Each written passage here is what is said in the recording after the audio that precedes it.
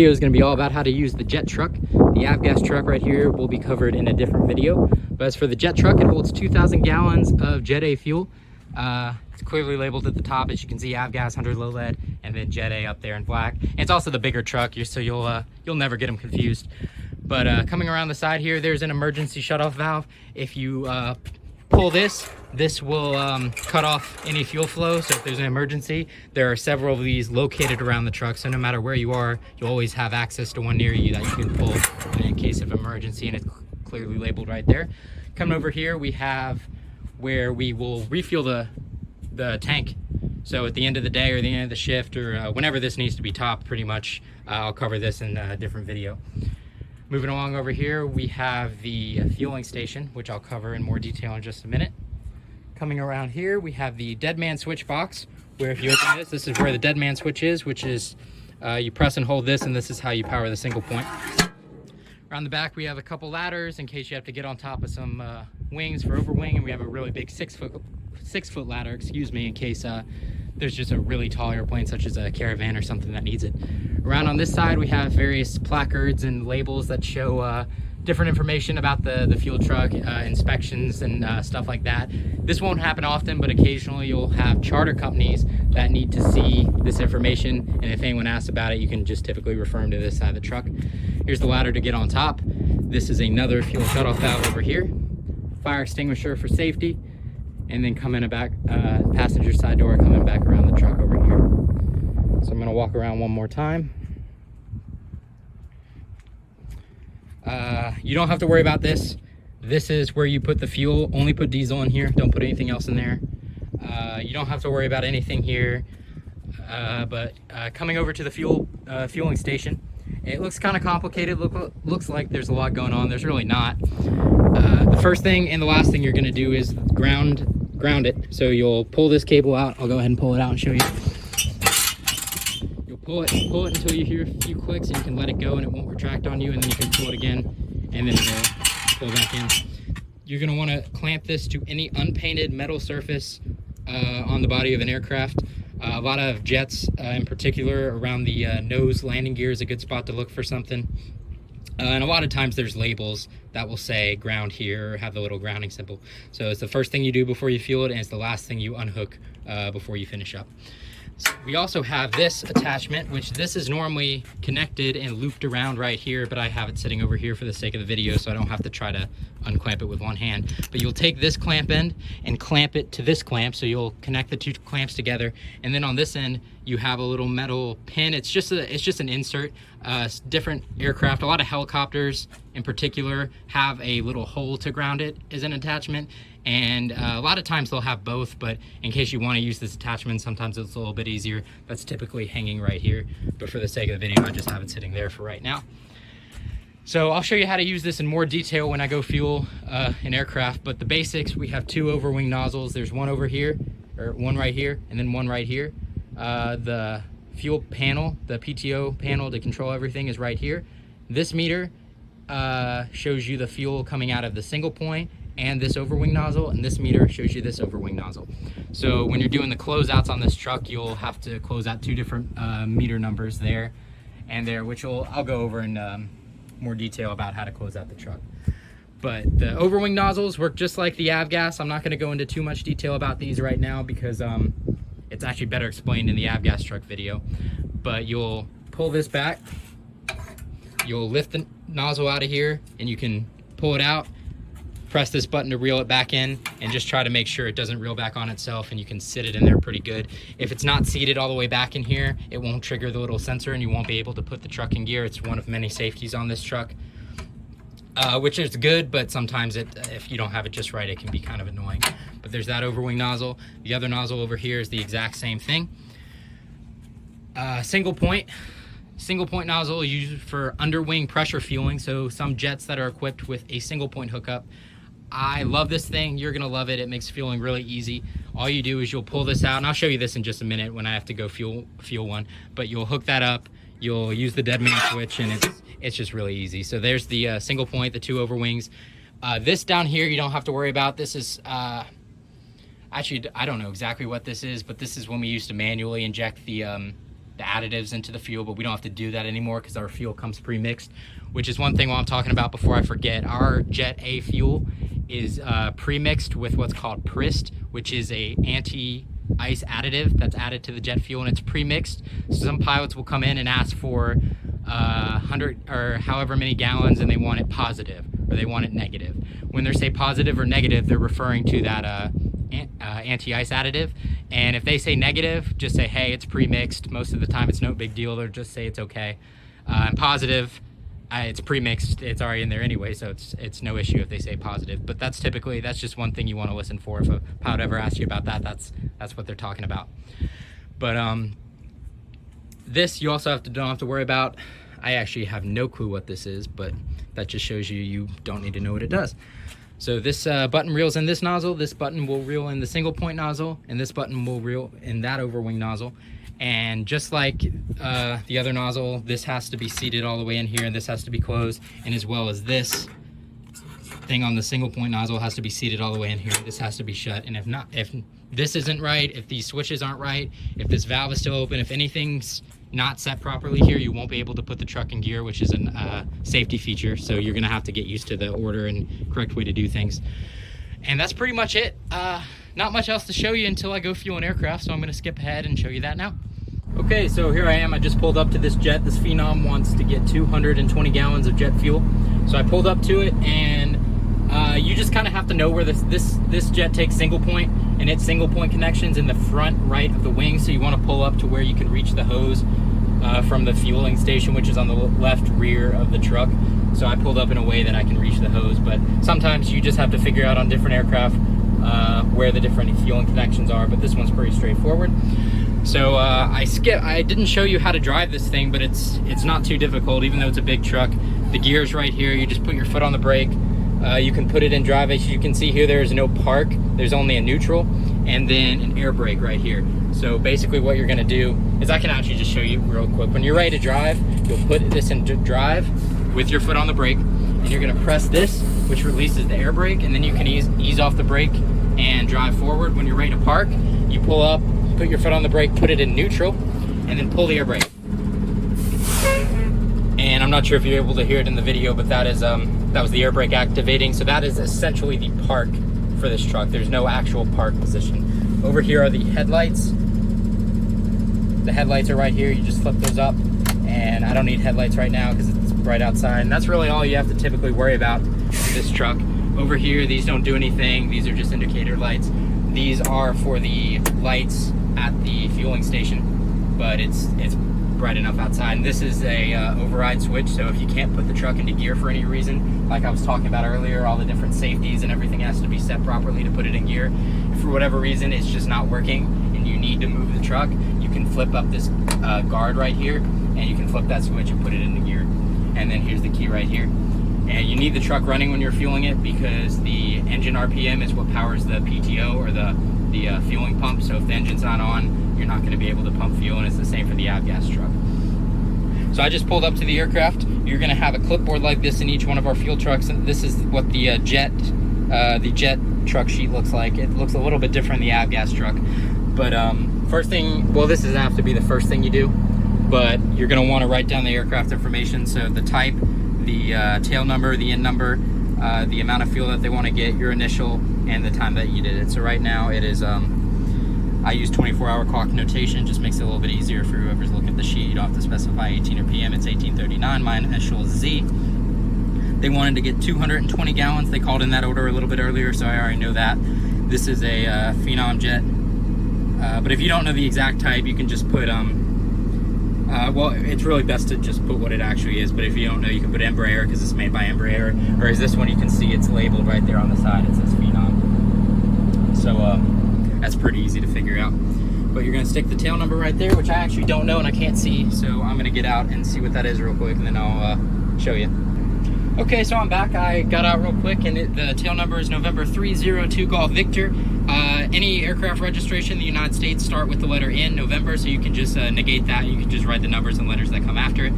And typically you wanna write down the fuel amount after you fuel it, but I already know the amount I'm gonna put in. So I just went ahead and wrote that down.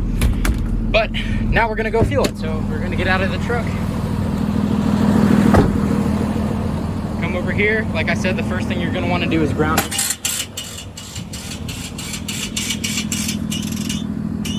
So pull it out until you hear a few clicks and it doesn't reel back on you. For different aircraft, there's different ways to ground it. For the Phenom, I know they have this plate right here, which is made specifically for grounding, so I can just clamp it onto there. But sometimes they don't have a specific place to ground it, so you just want to look for any underpainted piece of metal, and the nose gear is typically a good place to look. So now that we got it grounded, we're going to come back over here to the fueling panel, and we're going to open the valve, the fuel valve, and if anything goes wrong, we can just slap that, and it will close really quick, or we can just run away and slap any of the emergency cutoff valves I showed you earlier. So we're going to open the valve, we're going to come over here, it uses a single point, so I'm going to change it to underwing, high. So underwing and high pressure. If I wanted to use low pressure or overwing fueling, I would turn them both this way and you would hear the pump for the overwing nozzles turn on. You don't really hear it for the single point, but just know if your switches are in this position and the valve is open, then it's ready to pump. So since it's single point, I'm gonna grab the single point nozzle, lift it up out of here. Sometimes you have to be careful, there's a cap that's hooked on that we sometimes have on here, and if you try to pull the hose away with that cap still on, you might rip the cap off, which is not something you want to do. So we're going to come over to the aircraft, and like I said, front right for the Phenom is where the fueling panel is. It's different for every aircraft, so I'm going to go ahead and set this on the ground right now. Typically you want to try to avoid setting any nozzle on the ground. This is mainly important for the overwing. This I know is lifted off the ground, so no debris or anything's going to get into it, but that's something you want to be careful for. So you're just going to open all these clips, and the Phenom has a lot of clips. So here you go. So this is what a single point cap looks like. You'll just push this in and then unscrew it, turn it. And pretty much every cap looks just like this. And let me see if I can do it with one hand. Maybe not.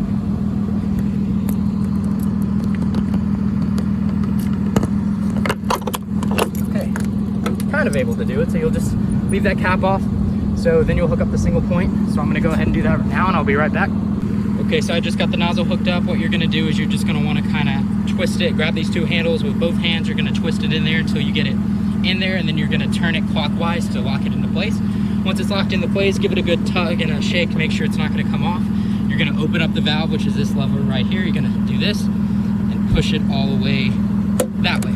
So now the valve is open.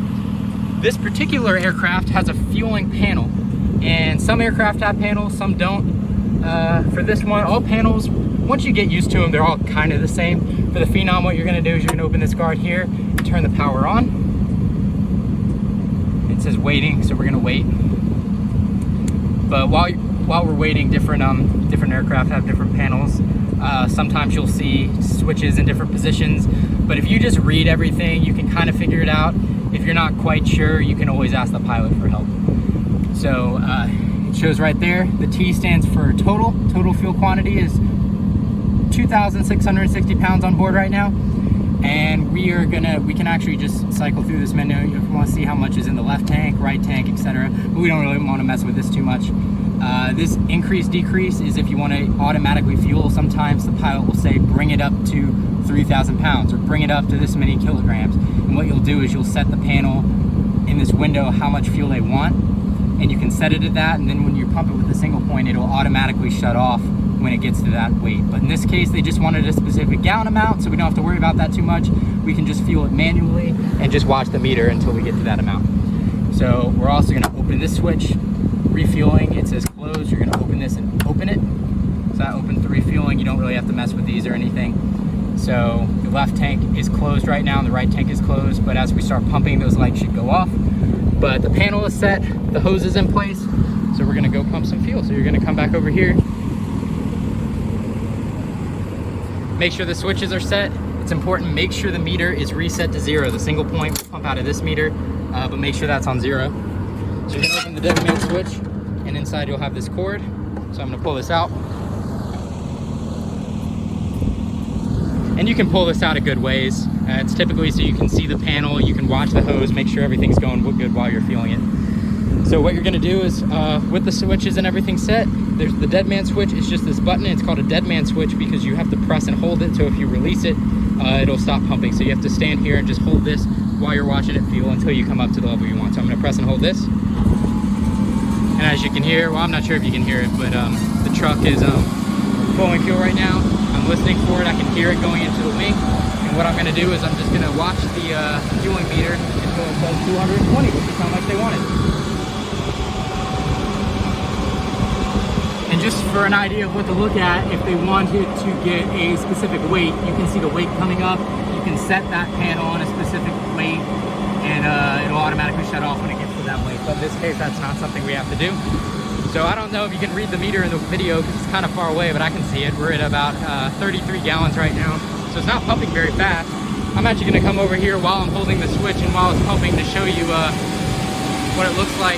This meter right here shows you the pressure at which you're pumping out fuel. We have it capped at, I think it's 40 PSI. I'm not sure if it'll pump higher than that. This is for a lot of our military aircraft that come in. They require a certain PSI or can't go above a certain PSI. So we have it set right there, but that shows you what pressure you're at.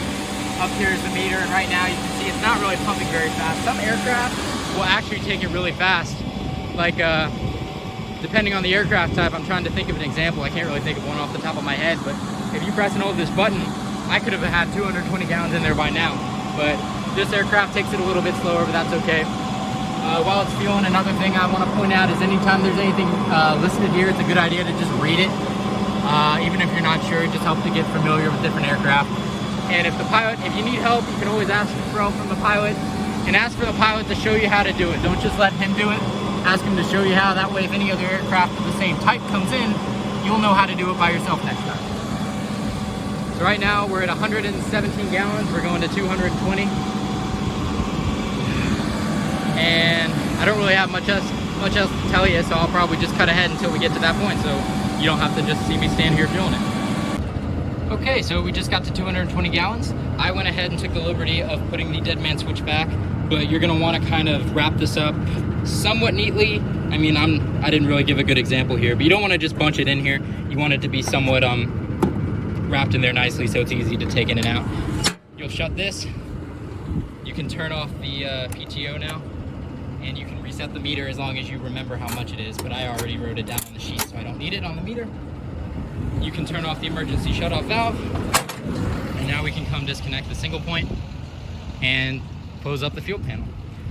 So first thing you're gonna wanna do is shut everything off. So typically you can shut it off in the reverse order that you did it. So just make sure all the switches are in their closed position. So you can flip this to close, or you can just shut the guard, which also defaultly puts it on close, and you turn it off. And just make sure everything's turned off.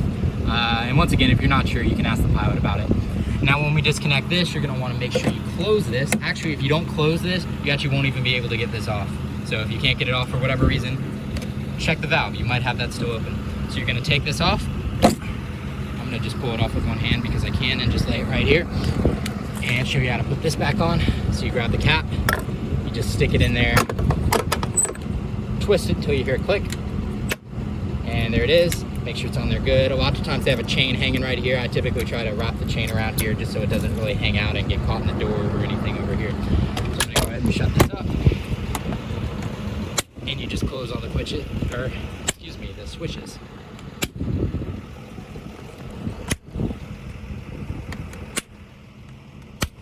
And I give this a good little tap just to make sure it's on there good.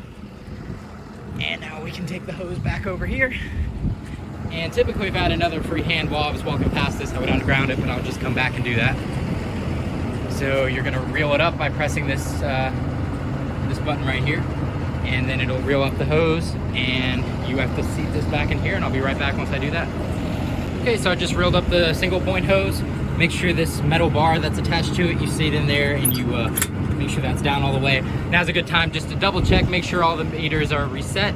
The fuel panel, both these are vertical, which means everything's turned off. The dead man switch is stowed in here, and this door is shut, and this valve is closed. And the last thing you do is you unground it. And you just pull this clamp, take it off. Don't just pull it, make sure you open it and then pull it, because you don't want to scrape their metal. And just pull this. Typically guide it back in with my foot. Because if you don't guide it in, or if you just let it go, it actually snaps back really hard, and it can hurt you. But there we go, now this is done. And they have gotten their fuel. So we come back in here. I've already recorded on the sheet before I fueled it, but I'll show you how to call it in. Basically, you'll call it on the radio, call it into base, and I'll show how to talk on the radio in a different video. But I'm gonna see if you can, sorry about the mask, COVID. Base jet.